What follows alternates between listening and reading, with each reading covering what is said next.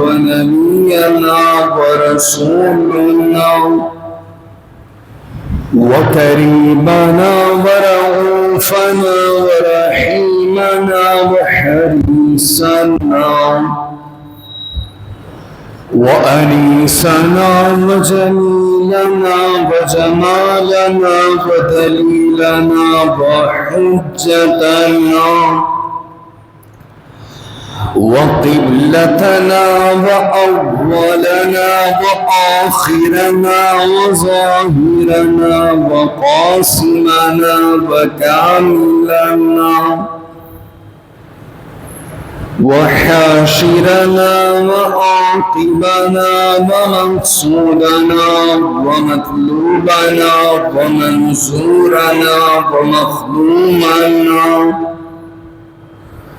ومعصوبنا ومحبوبنا وغوثنا وغياثنا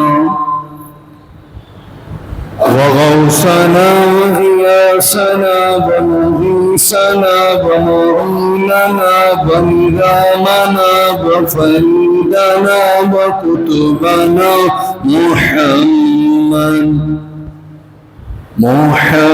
محمدا عبده ورسوله.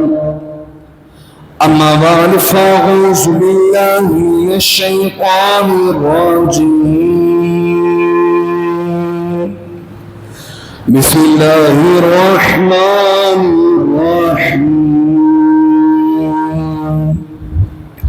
قال الله تبارك وتعالى في القرآن المجيد والفرقان الحميد: وأتموا الحجة والعمرة لله إن الله وملائكته يصلون على النبي يا أيها الذين آمنوا صلوا عليه وسلموا تسليما. اللهم صل على سيدنا ومولانا محمد وعلى آل سيدنا علي وسيدتنا فاطمة وسيدتنا زينب وسيدنا حسن وسيدنا حسين وعلى آله وأهل بيته أجمعين.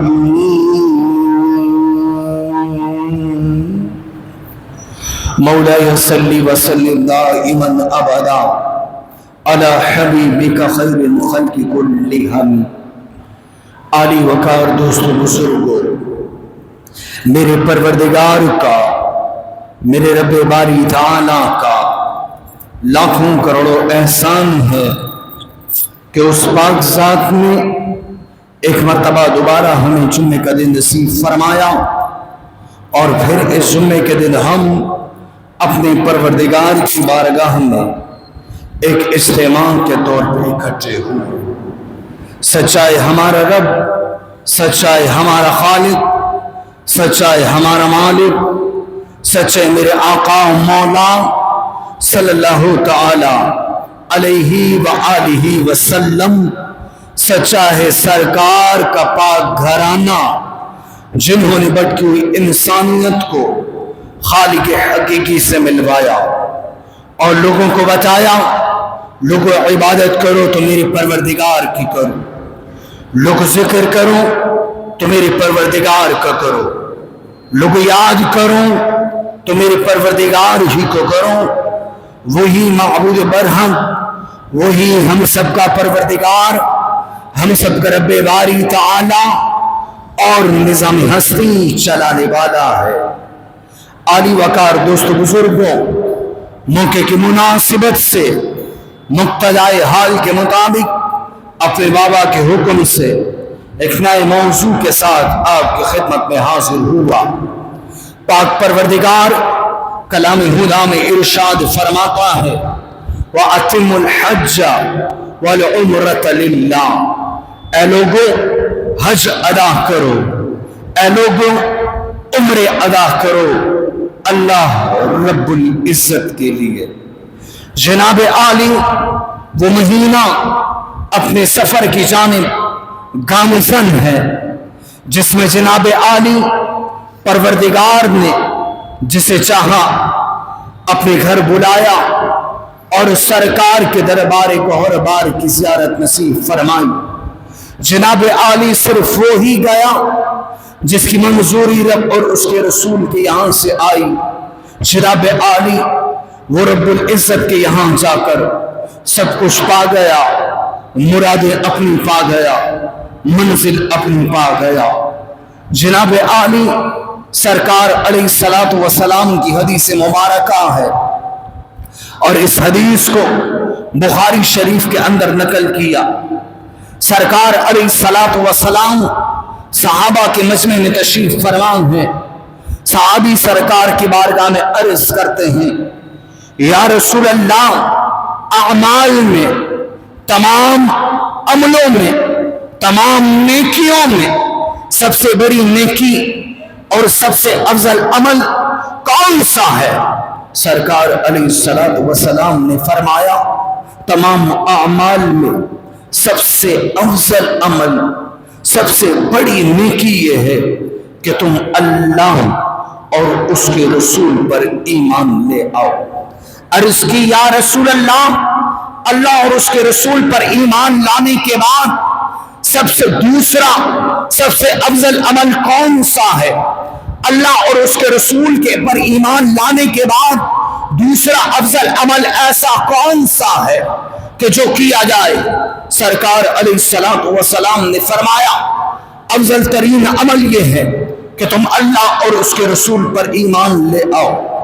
اس کے بعد افضل ترین عمل یہ ہے کہ تم جہاد فی سبیل اللہ کرو، وہ جہاد جس سے آج ہم سب منہ موڑ کر بیٹھے ہیں۔ سرکار نے فرمایا، افضل ترین عمل یہ ہے، اللہ اور اس کے رسول پر ایمان لانے کے بعد افضل ترین عمل یہ ہے کہ تم اللہ رب العزت کی راہ میں جہاد کرو۔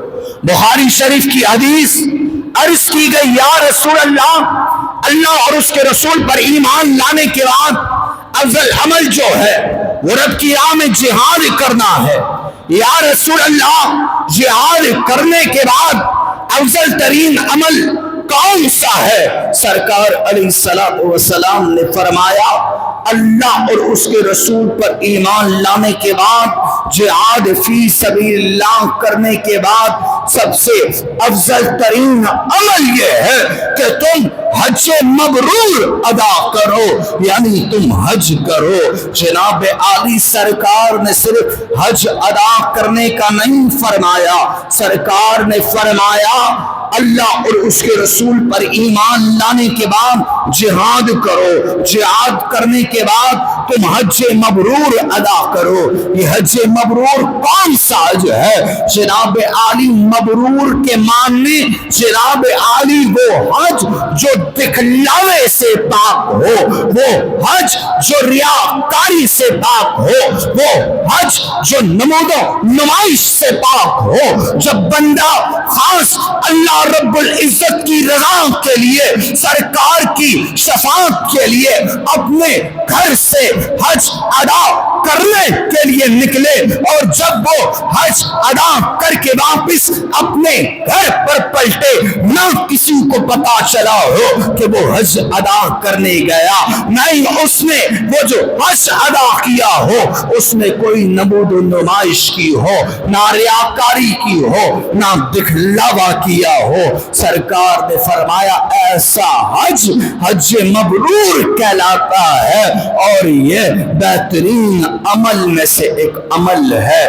جناب عالی حج مبرور جس نے ادا کیا وہ اپنی مقاصد پا گیا، وہ اپنی منازل پا گیا۔ جناب عالی حج ادا کرنے کی چند شرائط ہیں۔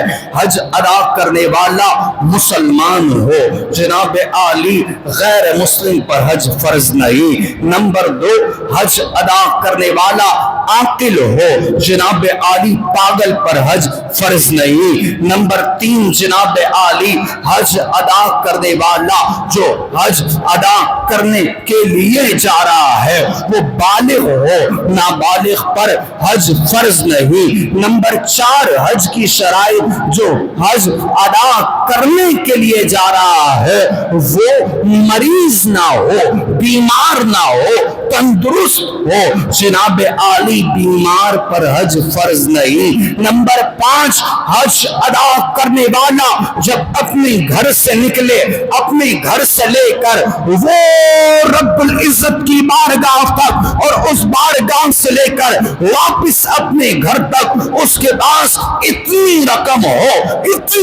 ہو کہ خود بھی حج ادا کر سکے اور اپنے اہل و عیال جو اپنے وطن، اپنے ملک، اپنے شہر، اپنے علاقے میں اپنے بال بچوں کو چھوڑ کر گیا ہو ان کو پالنے کی بھی طاقت رکھتا ہو، جناب عالی ایسے شخص پر حج فرض ہے۔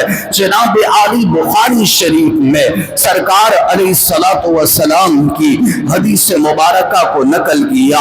سرکار علیہ الصلوۃ والسلام نے فرمایا ایسا شخص جو حج ادا کرنے کے لیے گیا، جو شخص حج ادا کرنے گیا وہ اپنی بیوی سے قربت نہ کرے، اپنی بیوی سے دور رہے اور گناہوں سے حج کے ایام میں پاک رہے۔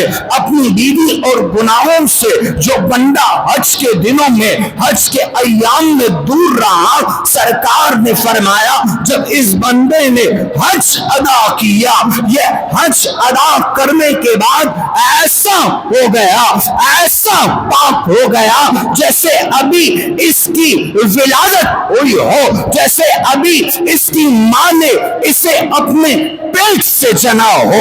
یہ ایسا پاک اور صاف حج ادا کرنے کے بعد ہو جاتا ہے۔ حج ادا کرنے تو ہر کوئی جاتا ہے لیکن جناب عالی پاک صاف ہو کر کوئی آتا ہے، حاجتیں پا کر، مرادیں لے کر، جناب عالی مقصد کو پا کر، مقاصد پورے کر کے کوئی جناب عالی حج ادا کر کے ایسے آتا ہے۔ بخاری شریف کی حدیث ہے، جناب عالی سرکار علیہ الصلوۃ والسلام کا قافلہ حج کی جانب رواں دواں تھا۔ ایک غلام سرکار کی اقتداء میں حج ادا کر رہا تھا۔ حج ادا کرنے کے بعد حج ادا کرتے ہوئے مزدلفہ کے مقام میں جناب عالی اس غلام کی موت طاری ہو گئی۔ وہ غلام اپنی اونٹنی سے نیچے گرا اور جناب عالی جسم سے روح پرواز ہو گئی۔ سرکار علیہ الصلوۃ والسلام کو بتایا گیا یا رسول اللہ عرض یہ ہے وہ فلاں غلام یا رسول اللہ جو آپ کی اقتداء میں حج ادا کرنے آیا، یا رسول اللہ ابھی حج ادا نہ کیا، اپنی اونٹنی سے نیچے گرا، اپنی سواری سے نیچے گرا اور یا رسول اللہ کفس انصری سے روح پرواز کر گئی۔ یا رسول اللہ کیا کیا جائے اور کیا نہ کیا جائے؟ سرکار علیہ الصلوۃ والسلام نے فرمایا، بخاری شریف کی حدیث ہے کہ میرا جو غلام میری ابتداء میں حج ادا کر رہا تھا، حج ادا کرنے سے پہلے، حج کے ارکان پورے ہونے سے پہلے میرا غلام اپنی سواری سے نیچے گرا اور کفس انصری سے روح پرواز کر گئی۔ سرکار نے صحابہ سے فرمایا کہ اے میرے صحابہ اس کی احرام کی چادروں سے اسے کفن دے دو، بیری کے پتے پانی میں ڈالو اور اسے نیم گرم کرو، اسے غسل دو اور اسی احرام کی چادروں سے جو یہ حج کے لیے پہن کے آیا تھا اسی احرام کی چادروں سے اسے کفن دے دو، نہ اسے خوشبو لگاؤ اور نہ ہی اس کے سر کو ڈھانپو کیونکہ یہ حج ادا کرنے کے دوران مرا ہے۔ سرکار نے فرمایا حج ادا کرنے والا اور حج کے ایام میں حج ادا کرنے کرتے مرنے والا، سرکار نے فرمایا وہ ایسا ہے۔ سرکار نے فرمایا میرا یہ غلام جو حج ادا کرنے کے لیے آیا اور حج کے ارکان ادا کرنے سے پہلے اس کی روح قفس عنصری سے پرواز کر گئی، گویا اس نے حج ادا کیا۔ اور میرے اصحاب سنو، میرا یہ غلام جو حج ادا کرنے سے پہلے، حج کے ارکان پورے کرنے سے پہلے انتقال کر گیا، جب روز محشر ہر کوئی اپنی قبروں سے باہر آئے گا تو میرا یہ غلام لبیک اللہم لبیک کی صدائیں لگاتا ہوا اپنی قبر سے باہر آئے گا۔ جناب عالی حج مبرور ادا کرنے والوں کو یہ اجر پروردگار عالم کی جانب سے دیا جائے گا۔ جناب عالی سرکار علیہ الصلوۃ والسلام کی بارگاہ میں دو لوگ آئے، سرکار کے دو غلام آئے، ایک جناب عالی مہاجر قبیلے سے تعلق رکھتا، انصاری قبیلے سے تعلق رکھتا تھا، اور دوسرا قبیلہ ثقیف سے تعلق رکھتا تھا۔ دونوں سرکار کی بارگاہ میں آئے، یا رسول اللہ ہم آپ سے کچھ علم لینا چاہتے ہیں، یا رسول اللہ کچھ بتانا چاہتے ہیں، کچھ سوال آپ کی بارگاہ میں لے کر آئے اور ان سوالات کے جوابات آپ کی بارگاہ سے لے جانا چاہتے ہیں۔ الترغیب و ترہیب میں اس جناب عالی حدیث کو نقل کیا، اور اسی حدیث کو مسند بزار میں بھی نقل کیا، اسی حدیث کو جناب عالی مجمع الکبیر میں بھی نقل کیا، اور بہت ساری کتابوں میں اس حدیث کو نقل کیا گیا۔ سرکار علیہ الصلوۃ والسلام نے اپنے دونوں اصحاب سے فرمایا کہ اے میرے صحابہ، جو تم سوالات لے کر آئے ہو، اب میں تمہیں اختیار دیتا ہوں، تم چاہو تو سوال کرو، میں ان سوالات کے جوابات تمہیں دوں گا، اور تمہیں یہ اختیار ہے، اگر تم چاہو تو تم سوال نہ کرو، تمہارے ذہنوں میں جو سوالات ہیں ان سوالات کو میں تمہارے آگے دہراؤں اور انہی سوالات کے جواب میں ہی تمہیں دوں۔ دونوں عرض کرنے لگے، یا رسول اللہ ہماری کیا مجال کہ ہم آپ سے سوال کریں، یا رسول اللہ عرض یہ ہے کہ سوال بھی آپ ہی بتائیں جو ہمارے ذہنوں میں ہے، اور ان کے جواب بھی آپ ہی بتائیں۔ جناب عالی اس حدیث سے جناب عالی سرکار کا علم غیب ثابت ہوتا ہے۔ سرکار علیہ الصلوۃ والسلام نے اپنے دونوں اصحاب سے فرمایا، تمہارے ذہنوں میں 7 سوال ہیں، اور تمہارا پہلا سوال، حج ادا کرنے والا جب اپنے گھر سے نکلتا ہے، اپنی سواری پر بیٹھتا ہے تو اسے کیا اجر دیا جاتا ہے؟ یا رسول اللہ ہمارا یہی سوال ہے۔ سرکار نے فرمایا، نمبر 2 جو ہمارا سوال ہے کہ جب حج ادا کرنے والا حتیم کعبہ میں جا کر مقام ابراہیم پر 2 رکعت نماز نفل ادا کرتا ہے تو اسے کیا اجر دیا جاتا ہے؟ یا رسول اللہ ہمارا یہی سوال ہے۔ تمہارا تیسرا سوال یہ ہے، سرکار نے فرمایا کہ صفا اور مروہ کی جانب جب انسان دوڑ لگاتا ہے تو رب اسے کیا اجر دیتا ہے؟ یا رسول اللہ ہمارا تیسرا سوال یہی ہے۔ سرکار نے فرمایا تمہارا چوتھا سوال یہ ہے کہ جب بندہ مزدلفہ کے مقام پر، جب بندہ عرفات کے مقام پر قیام کرتا ہے تو اسے کیا اجر رب کی طرف سے دیا جاتا ہے؟ یا رسول اللہ ہمارا چوتھا سوال یہی تھا۔ سرکار نے فرمایا تمہارا پانچواں سوال یہ ہے کہ جب انسان رمی الجمرات پر جا کر شیطان کو کنکریاں مارتا ہے تو رب کی طرف سے اسے کیا انعام دیا جاتا ہے؟ یا رسول اللہ ہمارا پانچواں سوال بھی یہی تھا۔ سرکار نے فرمایا تمہارا چھٹا سوال کہ جب انسان جو ہے رمی الجمرات پہ شیطان کو کنکریاں مارنے کے بعد قربانی اپنی ادا کرتا ہے تو اسے کیا ثواب دیا جاتا ہے؟ یا رسول اللہ ہمارا چھٹا سوال بھی یہی تھا۔ سرکار علیہ الصلوۃ والسلام نے فرمایا تمہارا ساتواں اور آخری سوال یہ ہے کہ جب انسان جو ہے قربانی ادا کر کے طواف तवाफ ज़ियारा के लिए जाता है, यानी बैत अल्लाह के तवाफ के लिए, बैत अल्लाह की ज़ियारत के लिए जाता है, तो उसे क्या अजर दिया जाता है।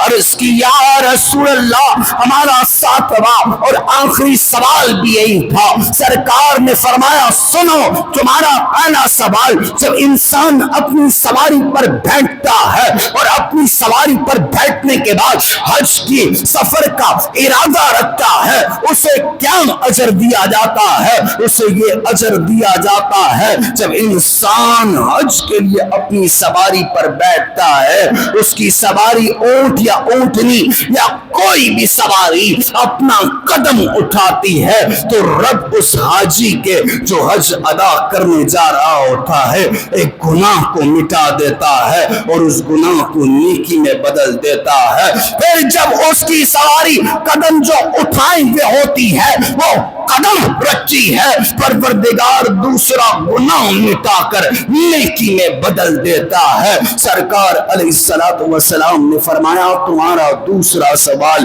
कि जब इंसान हतीम काबा में मकाम इब्राहिमी पर नमाज नफिल अदा करता है तो उसे क्या अजर दिया जाता है। सरकार ने फरमाया सुनो, हतीम काबा मकाम इब्राहिमी पर नमाज अदा करने वालों को इतना अजर दिया जाता है, इतना अजर दिया जाता है, जिस तरह हजरत इस्माइल अलैहिस्सलाम के घराने आपकी औलाद के 70 गुलामों को कोई आजाद करे, इतना अजर 70 गुलामों को आजाद करने वाले जितना अजर हतीम काबा मकाम इब्राहिम पर नमाज अदा करने वाले को दिया जाता है। सरकार ने फरमाया कि तुम्हारा तीसरा सवाल, सफा और मरवा की जानिब जब इंसान सही करता है उसे क्या अजर दिया जाता है। सरकार ने फरमाया